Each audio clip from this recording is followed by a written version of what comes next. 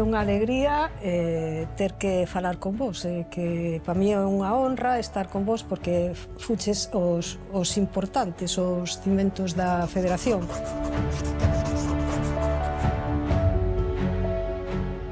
Entón, imos falar un poquinho da historia. Eu quería saber por que xurde a necesidade de conformar unha federación? Bueno, eu creo que esa época que hai que situarse nos anos 1993, Autismo Galicia se funda no 1995, pero hai aí esos 3 anos que son capitales, porque primeiro non había nada, pero sí que había persoas afectadas, que había que tratalas, que había que cuidalas e axudalas. A parte do que é a propia historia de Autismo Galicia é o rol que xogou o Autismo Galicia para facer un despliegue incluso a nivel de Estado, a nivel de España, no sentido de que se crearan en outras autonomías pois asociacións ou federacións como nós pensábamos que tiña que ser Autismo Galicia. Quen estaba nesa reunión? Que persoas estabades? Estaba Ricardo, estaba eu, estaba un que facía de secretario que se chamaba Serafín. Aí surgeu esa necesidade porque nós pedíamos para nós. Non tiñamos outra capacidade de reunión. O Cipriano, pois, da súa fundación iba por súa parte, nós por a nosa, e así. Aí, un director general da Xunta, pois, se nos dixo que a unión hace la forza, debedes vos de unir, facer unha reunión e creades unha federación. Ese foi o inicio. Gustaríame aproveitar o momento xa que falamos da reunión de Ricardo Touceda porque non está, sabedes que faleceu no ano 2019. Sí. Entón, gustaríame falar del, xa que foi unha persoa que chegou a ser referente do tercer sector de acción social. El foi fundador das PANAIs, fundador con vos de a Federación Autismo Galicia, tamén fundador de a Confederación Autismo España. El era pai de 2 nenos con autismo. A súa experiencia persoal converteuse en un compromiso de todas as persoas, que todos participáramos, que toda a comunidade participara. Os que tiñamos unha certa capacidade, demos conta que el foi o germen.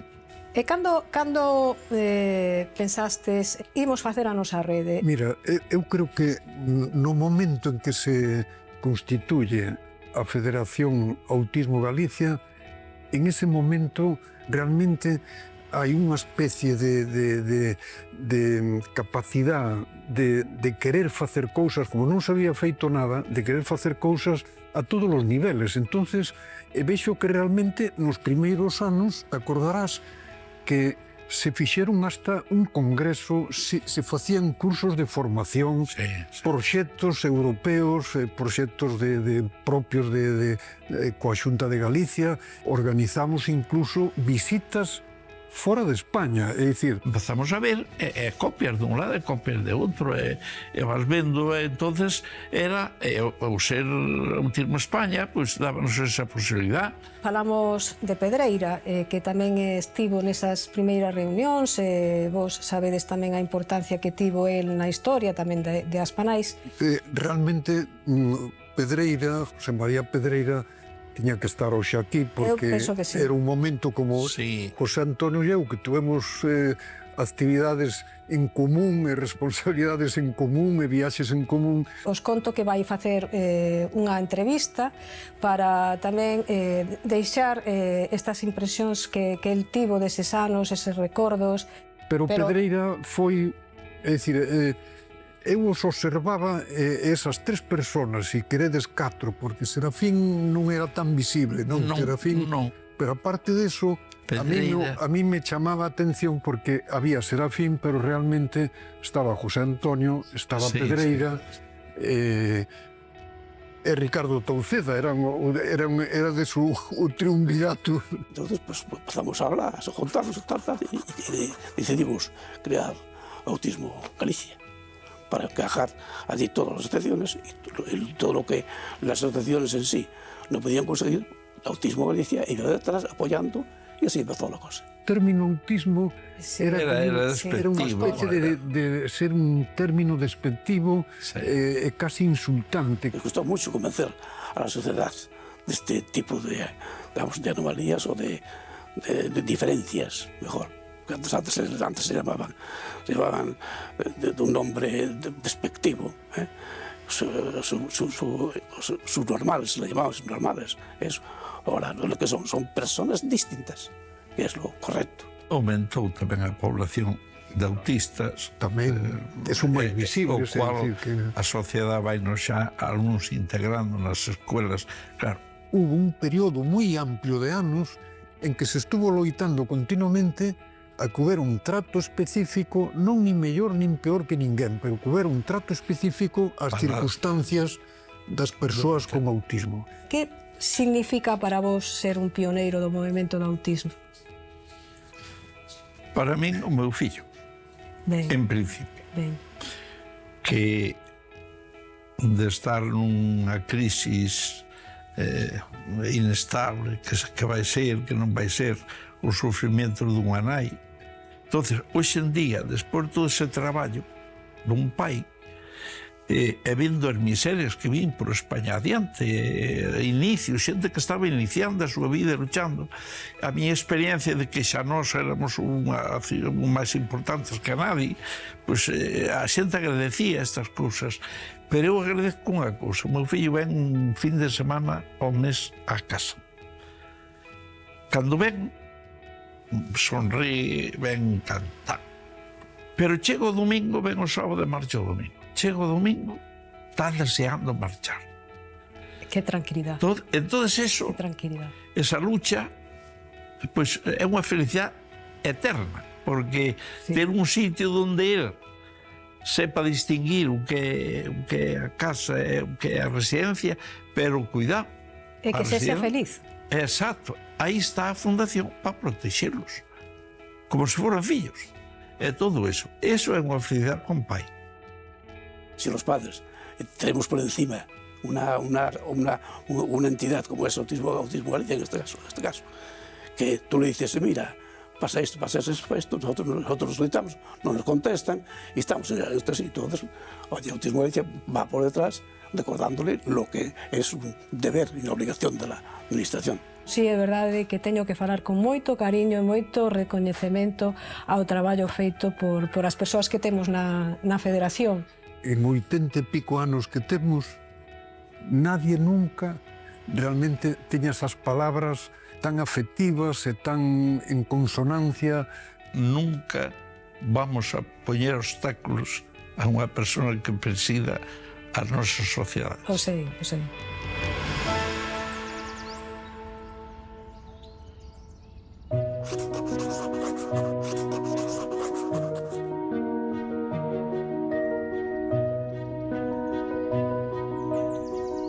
Bueno, pois tócanos falar de servicios, tócanos falar de xestión e tócanos coñecer un pouco máis como foron esos inicios. Cales serán as necesidades, imos dicir, específicas que motivaron que se formara esta unidade? Un pouco que estamos falando, é dicir, non había unha sensación de que faltaran recursos, era máis unha necesidade de ter representación, é dicir, era unha necesidade de ter un paraugas que nos cubrira a hora de avanzar. É dicir, necesitamos algo máis. A situación na que estábamos non era a solución de nada. Cando constituíchedes Autismo Galicia, cales eran eses bloques, imos dicir así, de necesidades ou demandas que tiñades como prioridade? Había unha prioridade evidente. Unha prioridade evidente era crear recursos para os adultos. Realmente era unha situación, falando de recursos, era o que máis surxía en ese momento, dotar de unha salida, dotar de un apoio, dotar de un recurso, dotar a esas familias que realmente estaban angustiadas porque estaba rematando o plazo. Tamén é moi importante pensar en esas familias que tiñan un fillo pequeno e que lle faltaba todo. Os recursos médicos non daban solución nin de orientación, nin de diagnóstico, nin de, tratamento xa nin por casualidade. É dicir, realmente eu penso que eran as dúas necesidades que se notaban. Cal foi o nacemento de novos proxectos, novos servicios? Hombre, os servicios é que non hai por onde comparar servicios, é dicir, estamos falando de 30 anos, pero realmente pensar no nivel de atención que temos hoxe en día, nos recursos que dispoñemos, estamos falando, por exemplo, no ano 95, pois podía haber ao redor de 120, 150 persoas atendidas en toda Galicia, en todas as entidades. É dicir, hoxe estamos falando de 3.300 persoas, é dicir, estamos falando de profesionales que se multiplican por 7 ou por 8. Estamos falando de orzamentos que hoxe están rondando os 15 millóns de euros e que daquela era 1,5 millón, escaso, algo máis, pero bueno, por aí non. É dicir, estamos falando de un salto cuantitativo, un salto incluso de calidade. E que, bueno, ademais, o objetivo das entidades sempre foi, non, como acompañar a persoa ao longo do seu ciclo vital, non? Entón, pois sempre se foi primeiro atendendo o ciclo vital dos que chegaron primeiro. Sí. E eu entendo que, ademais, antes había como un itinerario tipo, non, que se podía entender para as persoas que estaban naquel momento, e hoxe a variabilidade do espectro o que nos fai é ter que diseñar múltiples opcións dentro do autismo, non? Hoxe é evidentemente máis complexo que... Primeiro, porque a información que ten a sociedade é absolutamente superior, é dicir, hoxe unha familia sabe obter recursos e pode, cos súas ventaxas en convintes. Hoxe tens que atender a un abano de necesidades e de expectativas moi superior ao que era daquela. Unha familia, as básicas xa se dan por feitas, pero xa pide algo máis, xa pide unha vida independente, xa pide unha accesibilidade laboral, un acceso ao traballo, que, bueno, daquela te conformabas con que houbera un sitio onde poder vivir, que atenderan o teu fillo, que simplemente que atenderan, ainda foran en atención diurna. Atención no mundo rural, é algo que temos tamén como un plantexamento. Sí. Ahora xa a atención ao envellecemento. O envellecemento xa empeza a ser unha necesidade, xa hai uns aniños que xa as entidades de unha maneira ou outra xa estamos poñendo foco en eso, porque nos estamos encontrando que as persoas que eran xóvenes, que eran mozos por el ano 95, hoxe son señores maiores, non? E o rural é a baza que agora estamos empezando todas as entidades a considerar, estamos dirixindo a nosa mirada precisamente máis non, o rural, pero dentro do que é unha idea de facilitar apoios na contorna da persoa. É dicir, se esa persoa vive nunha aldea, hai que facilitarle apoios na súa contorna natural. Bueno, pois un gusto, como sempre, compartir contigo estas reflexións. Un placer, sobre todo, de vez en cando facer un alto no camiño e mirar para atrás. Moi agradecido e moi a gusto, verdad? A ti.